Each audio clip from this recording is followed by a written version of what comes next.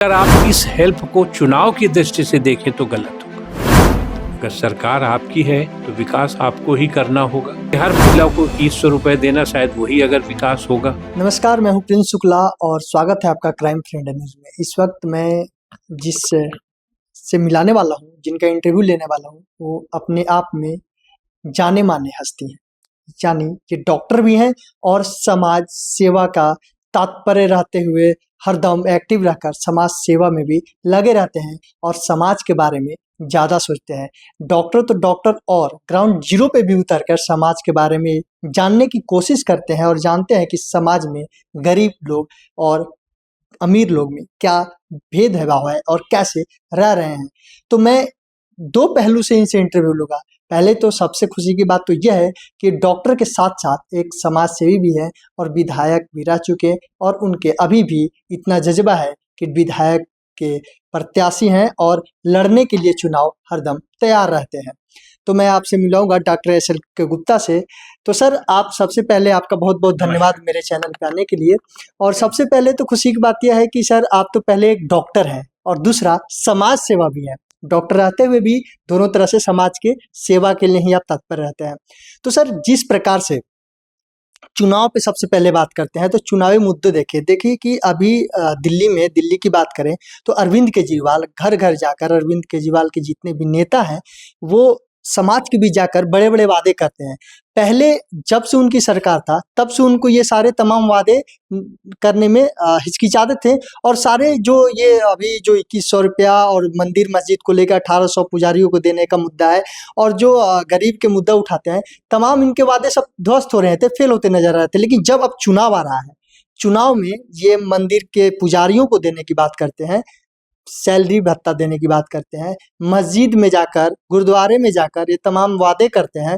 तो अब ये देखना है कि क्या जनता इसको किस प्रकार से देखती है और भारतीय जनता पार्टी जो ग्राउंड जीरो पे उतर के तमाम वादे जो कर रही है अपने पार्टी को लाने के लिए और अरविंद केजरीवाल के जो पोल खोल रही है। और ये भी देखा जा रहा है कि अभी अरविंद केजरीवाल एक और मुद्दा भी गरमाया हुआ है कि भाजपा के विधायक जो हैं, प्रत्याशी हैं, वो अभी कुछ दिन पहले आपको होगा जानकारी में कि चिट्ठी में 1100 रुपया देकर जनता को और वोट खरीदने की तमाम ये अरविंद केजरीवाल ऐसा उन पे दावा ठोक रहे हैं। लेकिन उनके तरफ से ये था कि वो संगठन की तरफ से दे रहे हैं, मदद कर रहे हैं लोगों को।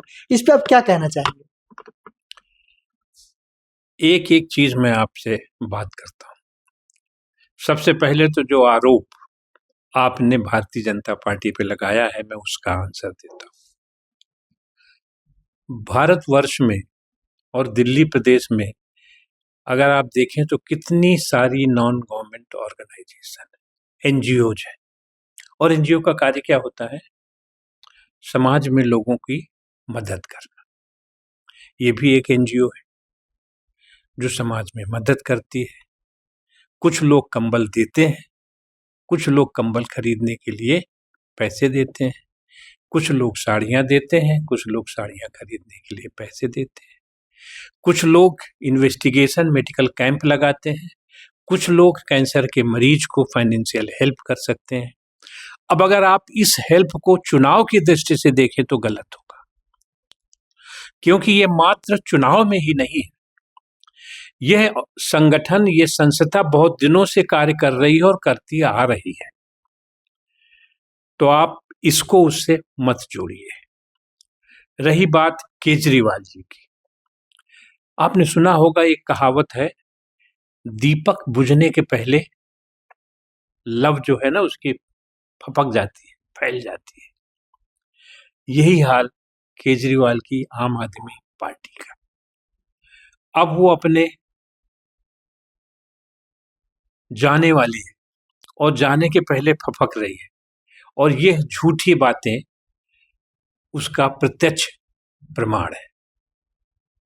एक ऐसी सरकार जो 12 वर्षों से दिल्ली में शासन कर रही है और उनको नहीं सूझा कि ग्रंथी को पैसे देने चाहिए, उनको नहीं सूझा कि पुजारी को पैसे देने चाहिए।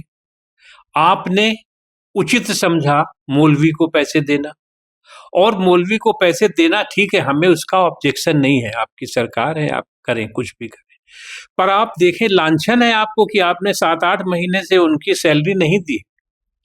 आपके पास जिनको आप सैलरी दे रहे थे उनको देने के लिए पैसे नहीं है, और दुनिया भर में बवाल मचा रहे हैं कि हम आपको इतना देंगे, इतना देंगे, इतना देंगे। पैसे कहाँ से आएंगे? बजट तो 70,000 करोड़ का ही है ना। अगर आज आप 18,000 ये और 2100 रुपए देने लगे सबको, तो आपका आधे से ज्यादा बजट इसी में चला जाएगा। अब विकास की बात कहाँ से होगी? क्या विकास में मोदी जी से आके विकास करवाएंगे? अगर सरकार आपकी है तो विकास आपको ही करना होगा, और या तो विकास की परिभाषा आपकी है कि हर महिला को 2100 रुपए देना, शायद वही अगर विकास होगा, वही उनकी आम आदमी पार्टी की विकास की परिभाषा है। आम आदमी परेशान है, रोड नहीं, नाली नहीं, सीवर नहीं, पीने का पानी नहीं, रहने के लिए घर नहीं, सफाई नहीं, सब कुछ आपके पास है। कारपोरेशन आपके पास है, सरकार आपके पास है, और आप बड़े दावा करते हैं कि हमारे पास इतने परसेंट वोटों की सरकार है। तो किया क्या आपने? जहां देखो मोहल्ला क्लिनिक। आपने देखी है मोहल्ला क्लिनिक? वर्ल्ड में फेमस सिस्टम है primary care, secondary care and tertiary care. Primary care means primary health centre जो छोटे छोटे जगहों पे होते हैं। Secondary care means Madan Mohan Malviya hospital type के अस्पताल जहां एक सर्टेन अमाउंट ऑफ केयर हो जाती है। And third tertiary care means all India institute, LNJP hospital, Safdarjung hospital, ऐसे। तो एक इस्टेब्लिश्ड सिस्टम को खत्म करके आप एक नया गोलमोल सिस्टम करना चाहते हैं, एक ऐसा सिस्टम जो चारों तरफ से पूरे वर्ल्ड में फेमस सिस्टम है, हर देश उसी सिस्टम को फॉलो करता। आप उस सिस्टम को खत्म करके एक नया सिस्टम शुरू करना चाहते हैं जिसमें दुनिया भर। आपने डॉक्टर्स कैसे भर्ती किए वहां पे 3 घंटे के लिए? आपका क्या कमिटमेंट होगा, मुझे ये बताएं। मैं एक चिकित्सक हूं, अगर मुझे 2 घंटे या 3 घंटे के लिए जॉब दोगे तो मैं 3 घंटे के बाद मेरी जिम्मेदारी तो खत्म हो गई, उन 3 घंटों में पर्चा लिख के चलाऊंगा। पर अगर मैं एक परमानेंट डॉक्टर हूं, किसी डिस्पेंसरी में अटैच्ड हूंगा, तो मेरी 365 days 24 hours minute to minute मेरी रिस्पॉन्सिबिलिटी होगी, और मैं ड्यूटी पे रहता हूं। दवाएं है नहीं वहां पे, इन्वेस्टिगेशन सिस्टम है नहीं, गाय भैंस सोते हैं उस पे, आगे रेफरल कोई सिस्टम नहीं है। तो आप एक ऐसे सिस्टम को जो सक्सेसफुल सिस्टम है, आप उसको क्यों छेड़ रहे हैं? अगर आपको उसमें कुछ खामियां नजर आती हैं तो आप उसी सिस्टम को स्ट्रेंथन करिए। मना किया था किसी ने? भारतीय जनता पार्टी ने मना किया था कि आप इसको स्ट्रेंथन नहीं कर सकते, या कांग्रेस पार्टी ने मना किया? ऐसे सिस्टम्स को शुरू करते हैं, क्या फायदा उनसे? हेल्थ, अब आप कह रहे हैं कि हम सबको 60 साल के वालों को सबको फ्री देंगे अस्पताल। अरे आपने पूछा प्राइवेट अस्पतालों से, किसी से पूछा? आपकी कितने स्कीम्स फेल हैं? आपकी इमरजेंसी में जाते हैं लोग, इलाज करते थे, आप पैसे देते थे, फेल हैं।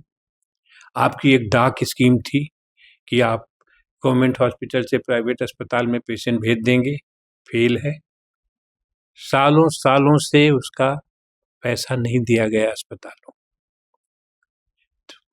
वो सिस्टम अच्छा है जो ट्रस्टेड सिस्टम है, या आपका इस रोज रोज एक नया सिस्टम बना करके फ्लॉप सिस्टम बनाते हैं? क्या फायदा उससे? जस्ट बिकॉज कि आपको आयुष्मान योजना नहीं देनी है तो आप उसके लिए एक पैरेलल बेवकूफ़ी का सामान बना दोगे।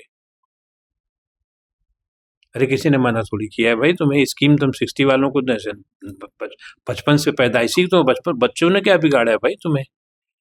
जो बच्चा पैदा होता है उन्होंने क्या तुम्हारा कोई वो कल कर, जस्ट बिकॉज की वोटर नहीं है 18 साल के बच्चे को, तो 18 साल के बच्चे खड्डे में जाएं? उनका मतलब तो यही है ना कि 18 साल के बच्चे खड्डे में जाएं, उनको कोई तकलीफ हो जाए तो वो प्राइवेट अस्पताल नहीं जा सकते, सरकारी अस्पताल में मरते रहें, लाइन में लगते रहें, लेकिन भर्ती नहीं होंगे, या एक बिस्तर में 4 आदमी लेटे रहेंगे।